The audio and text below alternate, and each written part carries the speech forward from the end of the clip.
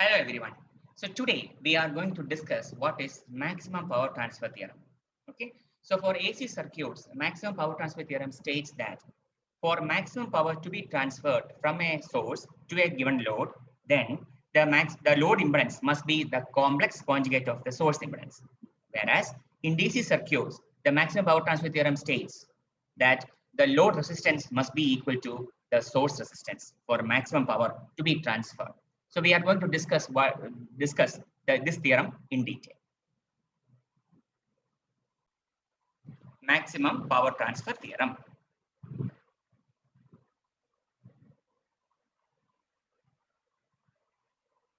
Maximum power transfer theorem. Okay, so let me write the statement first. In a linear bilateral active network, in a linear bilateral active network,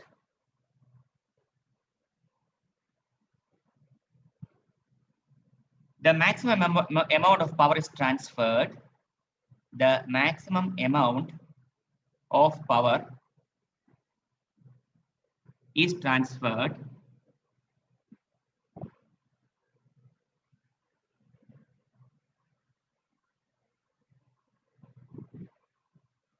from the source to the load, from the source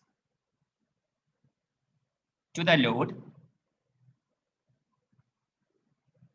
if the load impedance is the complex conjugate of the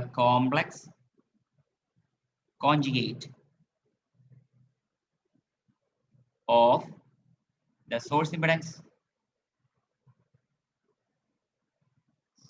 impedance. Okay, so for maximum power to be transferred across a load, then the load impedance has to be the complex conjugate of the source impedance. Okay, so that means suppose you have a circuit like this. Okay, here we have a voltage source, a practical voltage source. Okay, this is Vs, right? It has some internal impedance. Okay, Zs, that is nothing but Rs plus Jxs. Fine. So we want to know what should be the load impedance so that maximum power can be transferred to the load. Okay, let me mark this as RL plus JXL. Okay, we will see the proof. We are going to discuss what's the proof. Okay, so the theorem states that for maximum power to be transferred across ZL, the load impedance, then ZL must be the complex conjugate of the source impedance, Zs. Okay, so let us see the proof of that. So now this is a closed path. That means a current I starts flowing. Let this be the current direction. Okay, so what is current I from this? I will be nothing but Vs divided by Zs plus ZL. The source impedance Zs plus the load impedance ZL. But we know source impedance is nothing but Vs divided by Rs plus Jxs, where Rs is the source resistance, Jxs is the reactance offered by the source, internal reactance offered by the source. Then ZL comprises again two parts. One is the load resistance RL and the load reactance JXL. Okay, so this can be written as Vs divided by Rs plus RL, okay, plus JXS plus XL. Fine. So this is the current phasor. So what will be the current magnitude? Current magnitude will be Vs divided by root of Rs plus RL whole square plus XS plus XL whole square.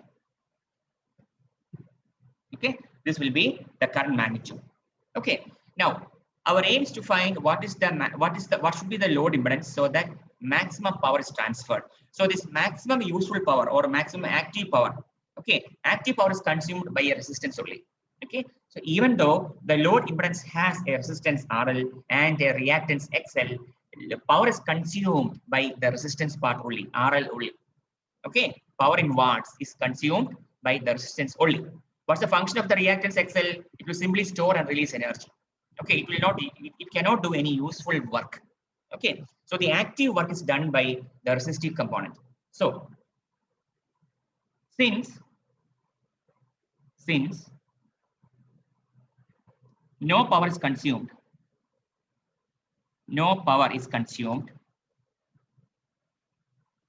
by the reactance, by the load reactance,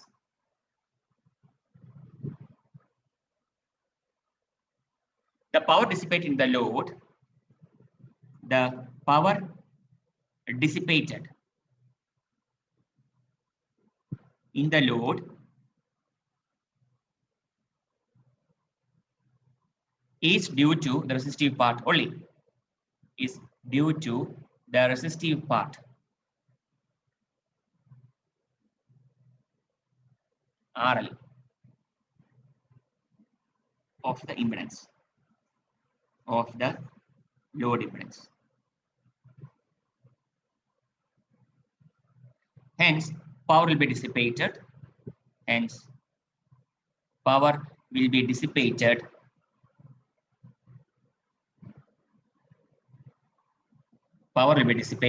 in RL only.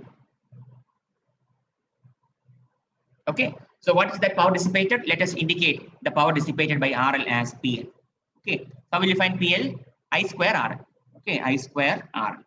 And what is I? This is the thing, Vs by this thing. So I square will become what? Vs square divided by Rs plus RL whole square plus XS plus XL whole square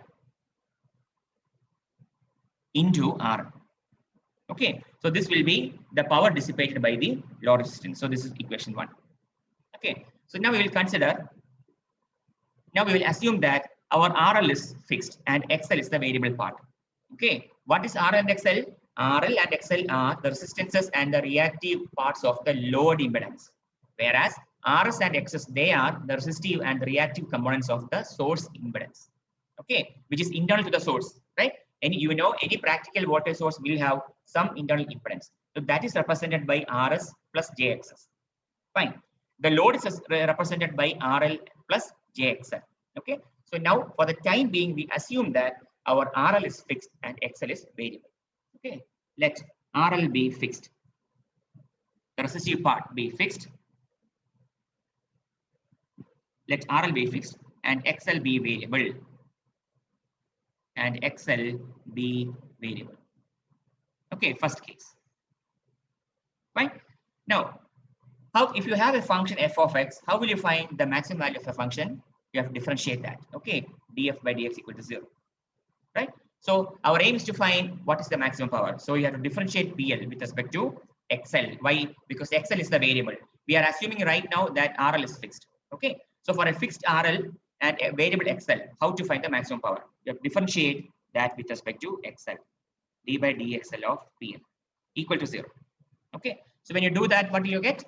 V du minus u dv by v square, that rule. Okay. So you will get this to be minus v square RL into 2 XS plus XL whole square divided by RS plus RL whole square plus XS plus XL whole square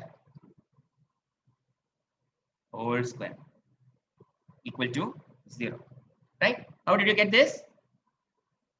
V du. So V is this thing. So RS plus RL whole square plus XS plus XL whole square. V into du. So we are differentiating with respect to XL. So this becomes 0 minus u dv. U is this thing. V square RL. Minus v du minus u dv. So into dv. dv will be what? 2 into XS plus XL. Okay. 2 into XS plus XL square. Okay. 2 into XS plus XL square. Right? So whole divided by V square. V square is this thing. So RS plus RL whole square plus XS plus XL whole square.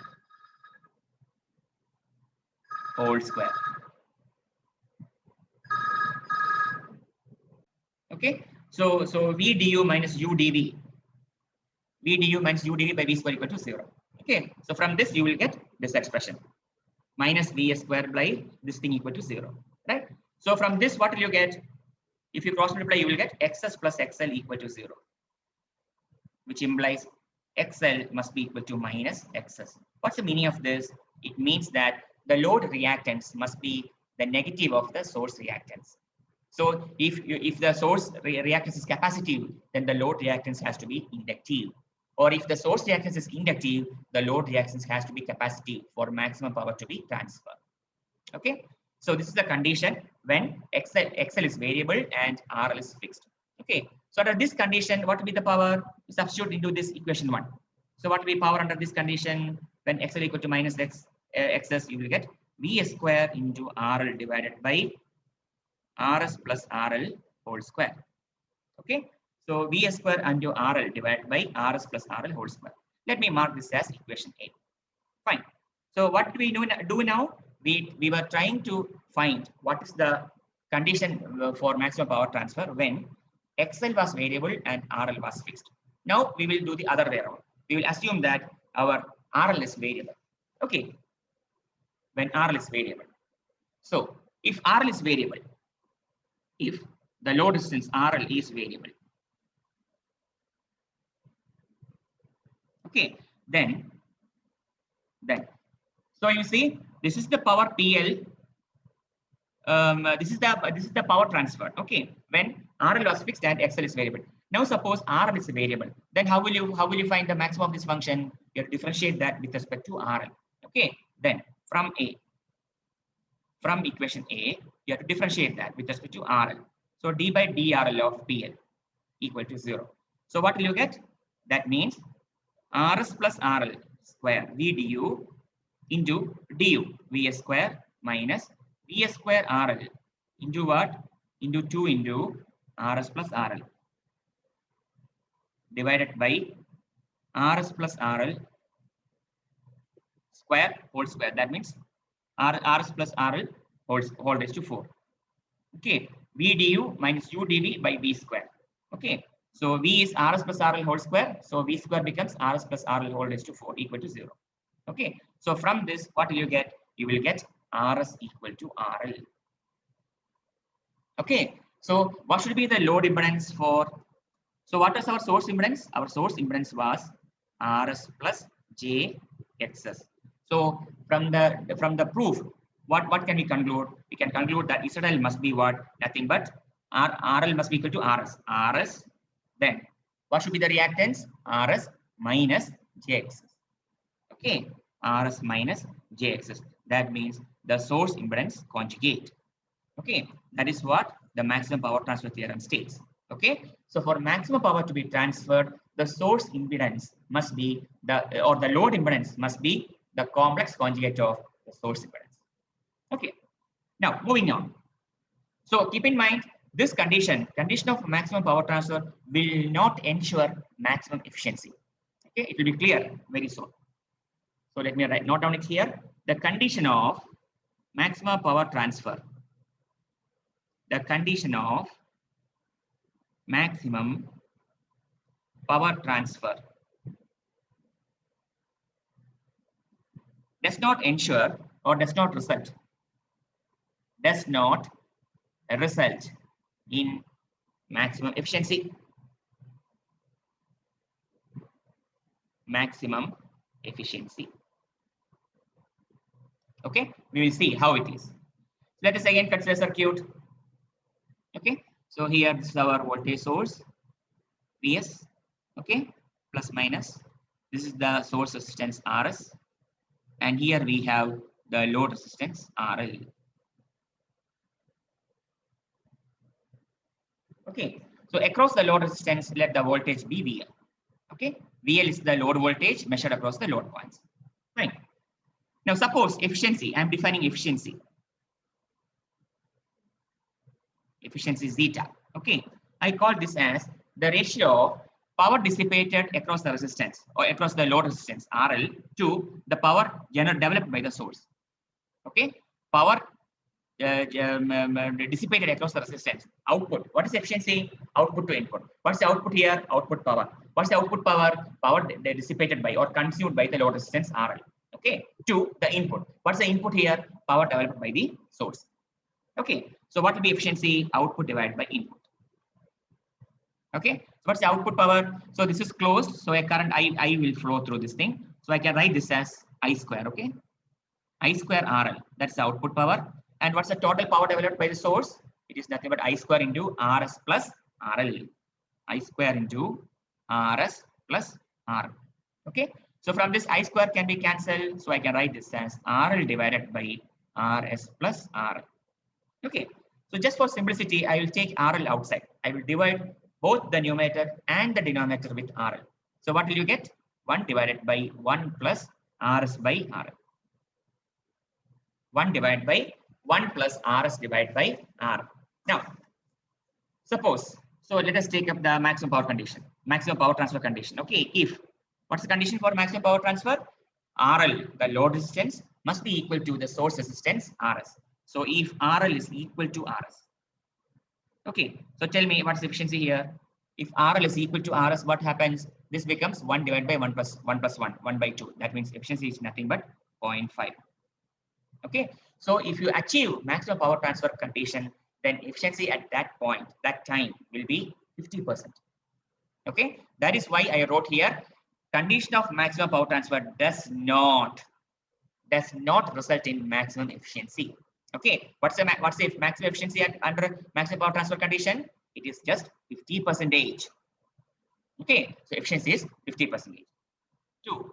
If RL, suppose RL is tending to infinity. What do you mean by RL tending to infinity? Opened. Okay, RL is opened, right? Or RS is equal to 0. Okay, or RS is equal to 0. What will you get? What will be efficiency? If RL is equal to infinity, what happens? Something by infinity is 0. You will get 1 divided by 1 plus 0. That means 1. Similarly, if R is equal to 0, you will get 1 divided by 1 plus 0, which is nothing but 1. So efficiency is 100%. So efficiency is zeta is equal to 1. Okay, because no power is transferred. When R is equal to infinity, no power is transferred. Okay, so efficiency is equal to 1. Right? Then, if RL is equal to 0, that means you are having a short circuit. If RL is equal to 0, then what will be efficiency? If R is equal to 0, this becomes RS by 0. That means 1 by infinity, it becomes 0. Efficiency is 0. Okay, so no power will be transferred across a short circuit. Fine. So let us write these things, conclusions. Okay. Thus, efficiency is only 50%. Efficiency is only 50% when maximum power transfer is achieved. When maximum power transfer is achieved.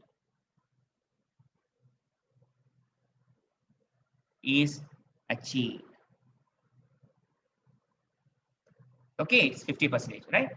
But approaches 100%.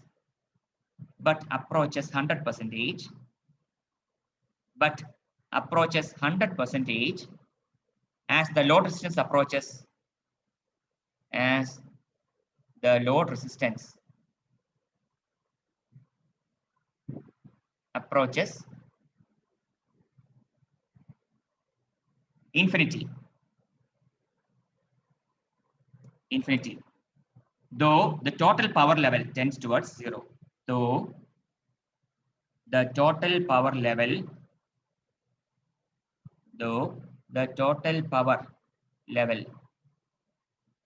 tends towards 0. Tends towards 0. Okay. Efficiency also approaches 100%. Efficiency also approaches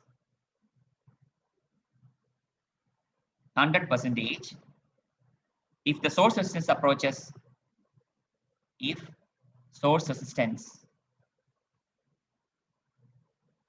approaches 0. Approaches 0 and 0% if load resistance approaches 0. Load resistance approaches 0. Okay, let's try doing a problem now. Determine the load impedance ZL. Let's try a question now. Determine the load impedance ZL. Determine the load impedance ZL that absorbs maximum power. That absorbs maximum power.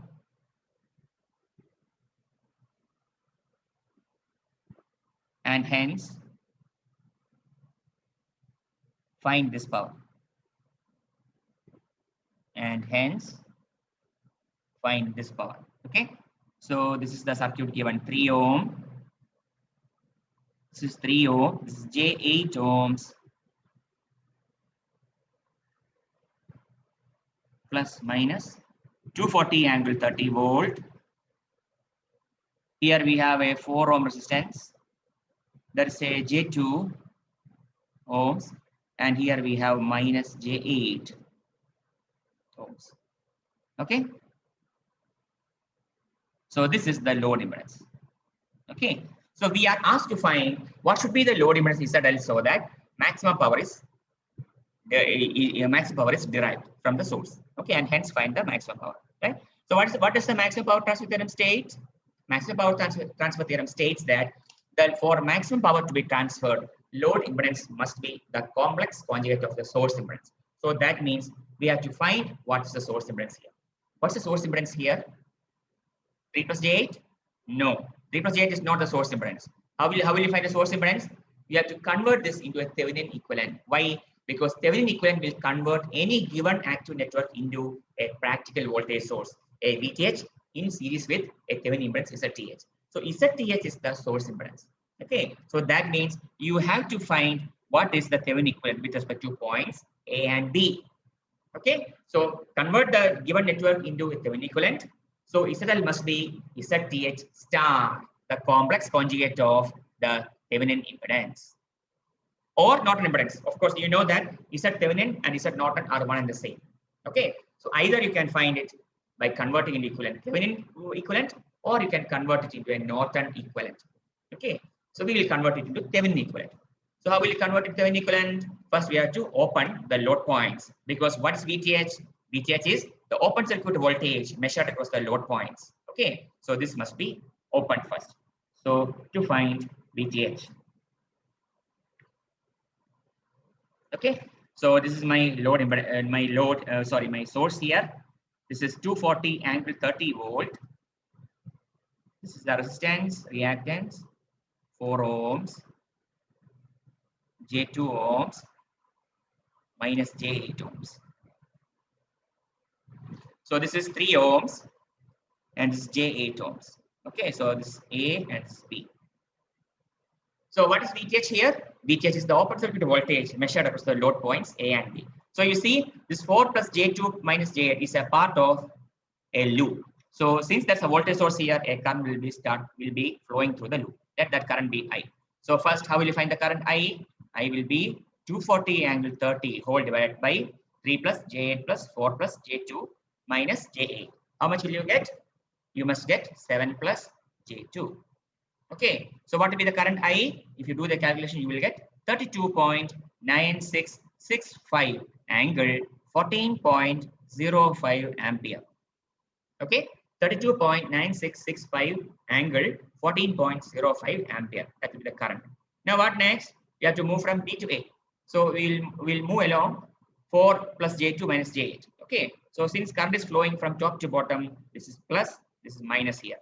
Okay, so as you move from B to A, minus to plus, potential rise. So what will be VTH? VTH will be plus 4 plus J2 minus J8. That means 4 minus J6 into I1. Okay, so 4 minus J6 into 32.9665 angle 14.05 ampere. So how much will you get? You must get 237.7248 angle minus 42.25 volts. Okay, 237.7248 angle minus 42.25 volt. Or in rectangle coordinates, you should get 175.9405 minus J 159.8687 volt. Okay, what is this? This is VTH. Now what next? We have to find what is ZTH. Okay, the Thevenin impedance. So how to find Thevenin impedance? You have to short circuit all the voltage sources and open circuit all the current sources. So this voltage source is shorted. This is 3 ohm. This is J8. Then we have 4 ohm. Then J2 and minus J8. Okay, so this is A and B. 4 ohm, J2 ohms, and minus J8 ohm. So what will be the equivalent impedance here? What happens? How to solve this? Assume a current is entering at point A. So at reaching at this point, it will split into two. One branch will flow through the bottom branch, and the other one will flow to the other branch. Means what? 3 plus J8 is in parallel to what? To 4 minus J6.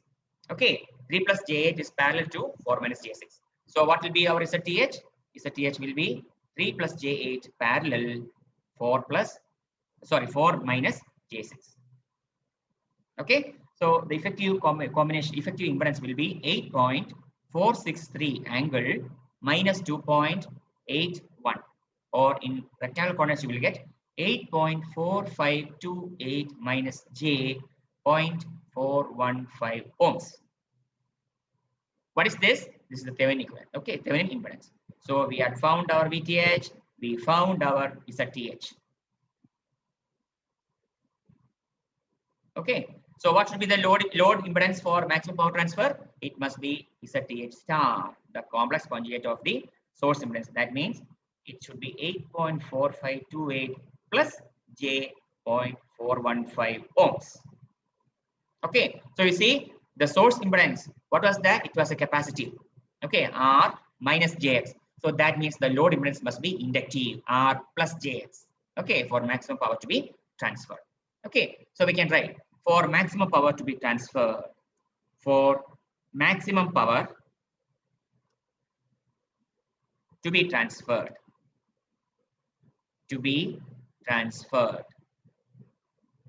What's the condition? ZL must be ZTH star, the source impedance conjugate. So it should be equal to 8.4528 plus J 0.415 ohms. Okay, that is only first half. What's the next part of the question? And hence find this power. So what will be the maximum power? Maximum power will be how much? Therefore, maximum power